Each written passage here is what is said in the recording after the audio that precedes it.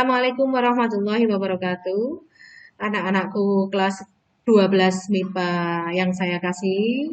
Maka kita akan melanjutkan materi sebelumnya tentang sifat-sifat koligatif larutan. Kemarin kita sudah membahas tentang sifat-sifat koligatif larutan non-elektrolit. Maka pada kesempatan kali ini kita akan membahas sifat-sifat koligatif larutan elektrolit. Oke. Nah, sifat-sifat koligatif larutan elektrolit. Anak-anak, kemarin kita sudah membahas 4 macam sifat koligatif larutan non-elektrolit. Kita sekarang akan membahas sifat-sifat koligatif larutan elektrolit. Larutan elektrolit, anak-anak pasti masih ingat, itu adalah larutan yang dapat menghantarkan arus listrik. Kenapa dia dapat menghantarkan arus listrik? Karena dia bisa terurai menjadi ion-ion positif dan ion negatif. Nah, sekarang apa hubungan sifat koligatif larutan elektrolit dengan non-elektrolit? Jadi, pada konsentrasi yang sama, maka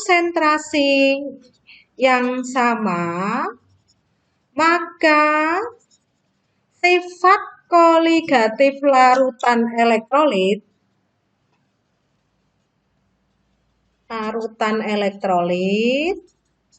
lebih besar dibanding dengan sifat koligatif larutan non-elektrolit. Jadi, walaupun konsentrasinya sama, maka sifat koligatif larutan elektrolit itu akan lebih besar dibanding dengan sifat koligatif larutan non-elektrolit. Kenapa bisa begitu? Karena pada larutan elektrolit dia akan terurai sebagian maupun seluruhnya menjadi ion-ion. Itu yang akan menyebabkan sifat koligatif larutan elektrolit lebih besar dibanding non-elektrolit pada konsentrasi yang sama. Nah, sekarang untuk sifat koligatif larutan elektrolit itu nanti akan dikalikan dengan yang namanya faktor I. Ada yang namanya faktor I atau faktor Van Hoff. Ini nama orang yang menemukan. Di mana rumus dari faktor I itu adalah sama dengan 1 plus N-1 kali alfa. Nah, di mana N itu adalah jumlah ion, sedangkan alfa adalah derajat ionisasi. Nah, kemudian bagaimana rumus dari sifat-sifat koligatif larutan elektrolit? Rumus sifat koligatif larutan elektrolit dikalikan dengan faktor I. Nah, yang pertama, delta P itu sama dengan P0 kali XT. Nah, faktor I-nya untuk delta P itu ada di XT. XT-nya itu nanti sama dengan mol T kali I. Jadi yang dikalikan I itu pada molnya dibagi mol T kali I ditambah mol P. Kemudian yang kedua, delta TB, kenaikan titik didih larutan Kb kali M kali I Kemudian yang ketiga, penurunan titik beku delta TF sama dengan KF kali M kali I. Begitu juga dengan yang keempat, Pi sama dengan MRTI. Ini adalah rumus dari sifat-sifat koligatif larutan elektrolit. Ingat, untuk delta T bukan XT kali I, tapi di bagian mol T yang dikalikan dengan I. Nah, sekarang bagaimana cara kita mencari harga N atau jumlah ion? Kita lihat sekarang. Cara mencari jumlah ion. Nah, kita lihat. Misalkan saja NaCl. Kalau diionkan menjadi Na plus Cl min. N-nya berapa? Kita lihat. Na plus jumlahnya hanya 1. Cl min jumlahnya 1. Berarti N-nya sama dengan 2. MgCl2. Kalau diionkan, Mg-nya 1, mengikat Cl sebanyak 2, makanya dia 2 plus. Jumlah Cl-nya 2, berarti 2 Cl mengikat Mg1, berarti negatif 1. Ion positifnya 1, ion negatifnya ada 2, berarti N-nya sama dengan 3. H2SO4. Jumlahnya ada 2, 2H. SO4 ini 1 kesatuan. Ya, jumlahnya 1 berarti plus. SO4-nya itu hanya 1 berarti SO4. SO4 mengikat H sebanyak 2, maka dia 2 min. Ini berarti jumlah ion positifnya ada 2, ion negatifnya 1. Berarti ini N-nya sama dengan 3. Lagi, misalkan Al2SO4 3 kali diionkan. Al-nya ada 2 anak-anak, berarti 2 Al. Mengikat SO4 sebanyak 3, 3 plus. Ditambah jumlah SO4 3, berarti 3 SO4, SO4 mengikat 2, berarti 2 min. Jumlah Al3 plusnya ada 2, SO4 2 min-nya ada 3. Ini berarti N-nya sama dengan 5. Itu cara mencari N.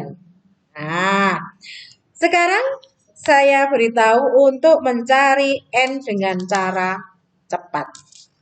Nah, kita lihat. Kita mau latihan mencari N dengan cara cepat. Kita lihat.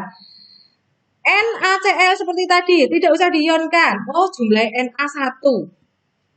Jumlah Cl1. Oh, berarti N-nya ada 2. MgCl2. Jumlah Mg-nya 1, jumlah Cl-nya 2. Berarti N-nya sama dengan 3. Lagi. H2SO4. Jumlah hanya 2. SO4 itu 1 kesatuan 1. Berarti N-nya sama dengan 3.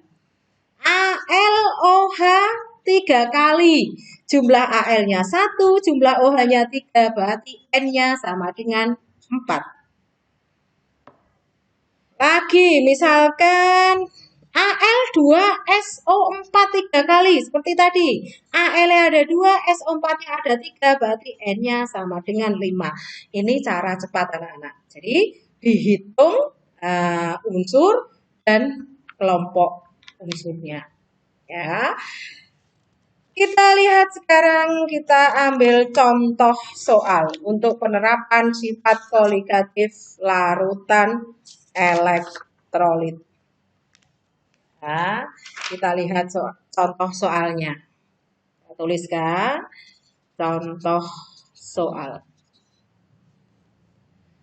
Sebanyak 47,5 gram MgCl2 dilarutkan dalam 500 gram air.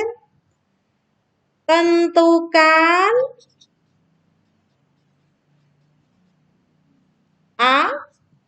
Titik didih larutan. Titik didih larutan. B. Titik beku larutan.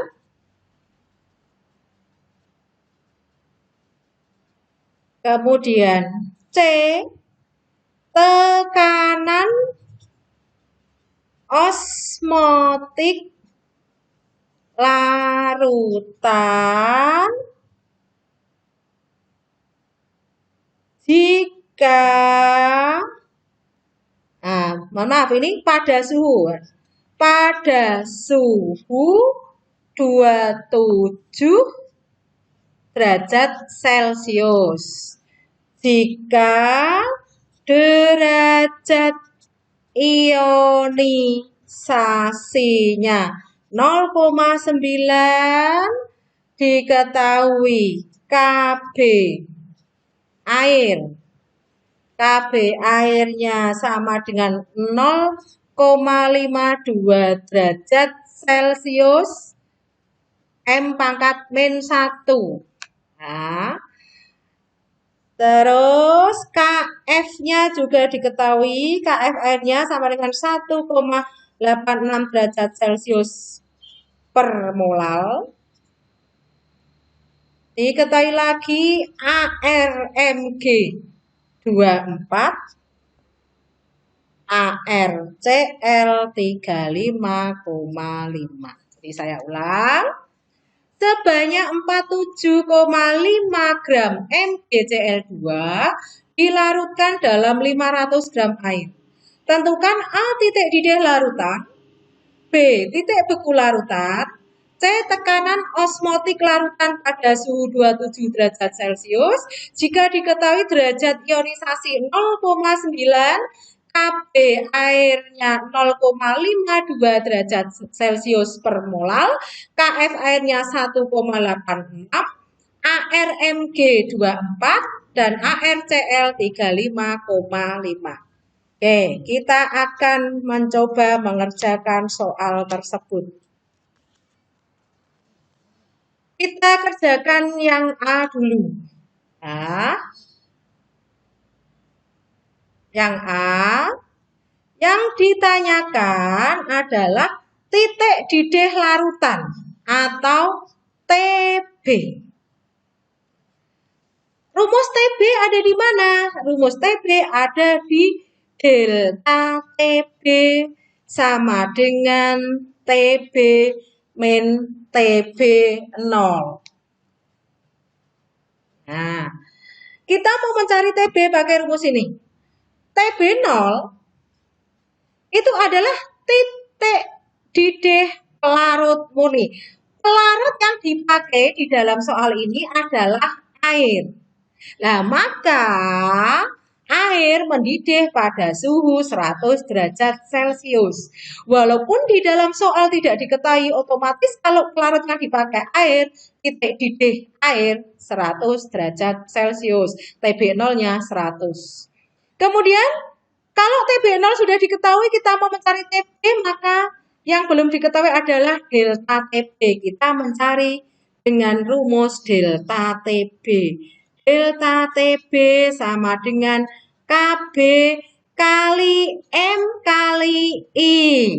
Kenapa kali I? Karena ini lantan elektrolit MgCl2. Ya. Kita lihat.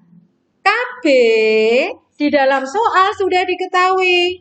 Di sini Kb-nya 0,52. Kita masukkan 0,52. M-nya rumusnya adalah gram per mr kali 1000 per gram pelarut. I tadi sudah. I adalah 1 plus N-1 kali alfa. Kita masukkan 0,52, gramnya tadi diketahui 47,5. Berarti 47,5 dibagi MR. Kita lihat ARMG 24. Berarti kita mencari MR dari MGCL2. MGCL2. MG-nya tadi diketahui 24, sedangkan CL-nya 35,5. Berarti MR-nya sama dengan 24, karena MG-nya 1, CL-nya ada 2, berarti 2 kali ARCL tadi 35,5. Berarti 24 ditambah 2 kali 35,5, 71. 24 ditambah 71 ketemu 95. Kita masukkan ke dalam rumus MR. 95 kali 1000 per gram pelarut. Pelarutnya tadi air. Berapa di situ? Oh, 500 gram. Kita masukkan 500 kali 1 plus N-nya. MGCL2, kita mau mencari N-nya. MGCL2, MG-nya 1, CL-nya ada 2, berarti N ketemu 3. Sehingga kita masukkan ke sini. 3 min 1 kali alfanya tadi berapa di sini? Sudah diketahui alfanya. 0,9 kali 0,9. Kita hitung 0,52, 47,5 dibagi 95. 0,5 kan? Ini 1000 bagi 500 2. 0,5 bagi 2 kali 2 berarti 0,5 kali 2 1. Oke, saya ulang. 47,5 dibagi 95. Ini separuhnya kan? 0,5. 1000 bagi 500 2. 0,5 kali 2 1. Berarti 0,52 kali 1 kali 1 plus 3 min 1 kali 0,9 ini dulu. Berarti 1 ditambah 3 kurangi 1 itu 2 dikalikan 0,9. Berarti 0,52 kali 2 kali 0,9 berarti 1,8 ditambah 1 berarti 2,8. Nah, 0,5 kali 2,8. Nah, kita pakai orek-orekan. Nah, kita kalikan angka normalnya 52 kali 28. Ya, berarti 8 kali 2 16, 8 kali 5 40, 41, 2 kali 2 4, kemudian 2 kali 5 10, berarti 6, 5, 4, 1. Kita lihat, belakang koma ada berapa? 1, 2, 3. Oke, belakang koma ada 3. 1, 2, 3. Berarti 1,456. Kita cek lagi. Ya, kita cek ulang. 52 dikalikan 2,8. 0,52 kalikan 2,8. Berarti angka normalnya 52 kali 28. 8 kali 2, 16. Ya, nyimpan 1. 8 kali 5, 40 tambah 1, 41. 2 kali 2, 4. 2 kali 5, 10. Berarti 6, 5, 4, 1. Terus dihitung belakang koma ada berapa? 1, 2, 3. Berarti ini 1, 2, 3. 1,456. Nah, sekarang kita sudah ketemu delta TB. Kita mau mencari TB. Ya, kita sudah ketemu delta TB, mau mencari TB. Kita lihat sekarang. Nah, dari rumus delta TB sama dengan TB min TB 0, maka kita bisa mencari TB itu berarti delta TB ini pindah plus TB 0. Atau secara nalar juga tanpa rumus juga bisa. Kalau titik didih larutan mesti di atas titik didih pelarutnya. Kalau pelarutnya 100, maka titik didih larutan di atas 100. Berarti 100 berapa? Ditambahkan delta TB-nya. Tadi delta TB sudah ketemu. 1,456. 1,456 ditambah TB. 0 tadi, titik didih air 100. Ini ditambah 100. Sama dengan 101,456 derajat Celcius. Ini yang A. Sekarang yang B. Yang B, apa yang ditanyakan yang B tadi? Nah, yang B yang ditanyakan adalah titik beku larutan atau TF. Kita lihat. Yang ditanyakan TF.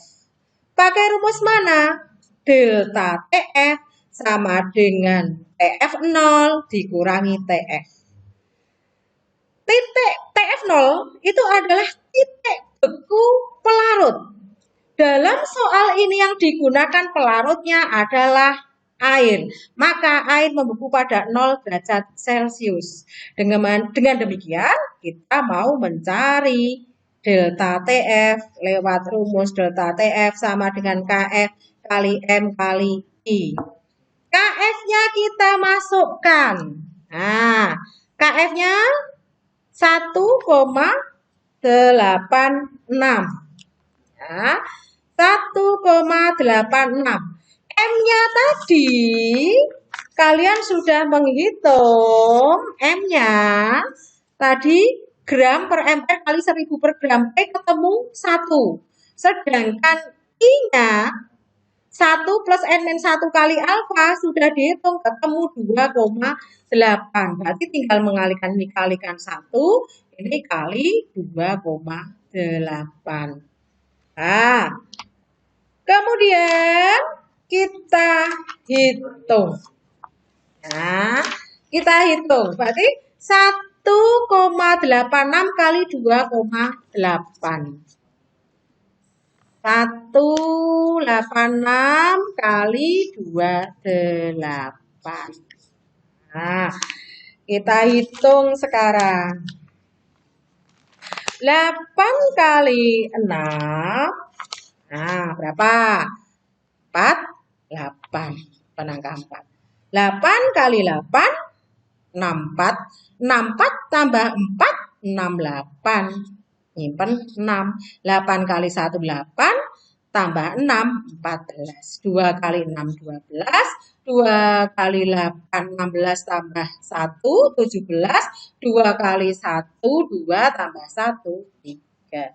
Berarti 8, 10. Nyimpen 1. Berarti ini 5. Berarti 12. Berarti ini 5. Kemudian kita lihat tadi. Nah, ini belakang koma 1, 2, 3. Ada 3. Maka ini dibuat 1, 2, 3. 5,208. Hasilnya dari delta TF. 5,208 derajat Celcius. Yang kita cari adalah TF. Kalau melihat rumus ini berarti TF ini kalau pindah kiri jadi positif, TF0 tetap, ini pindah kanan jadi min. Atau secara logika saja bahwa titik beku larutan itu di bawah titik beku pelarutnya. Titik beku pelarutnya itu 0, maka titik beku larutan di bawah 0.